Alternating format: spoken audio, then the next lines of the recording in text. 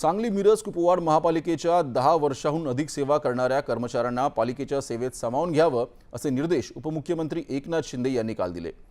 सांगली मिरज कुपवाड महानगरपालिकेत एकूण 1198 कर्मचारी सेवेत सामावून घेण्याबाबत झालेल्या बैठकीतून हे निर्देश देण्यात आले। त्यावेळी ते बोलत होते।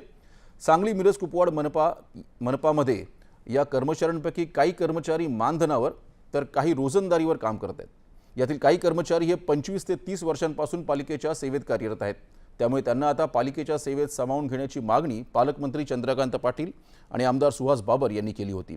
सर्वांना सामावून घेतल्यास पालिकेवर पडणारा बोजा टाळण्यासाठी सध्या 10 वर्षांहून अधिक काळ सेवा बजावणाऱ्या कर्मचाऱ्यांना तुर्तास पालिकेच्या सेवेत सामावून घ्यावं आणि उर्वरित कर्मचाऱ्यांबाबत नंतर निर्णय घ्यावा असे शिंदे यांनी सांगितलं।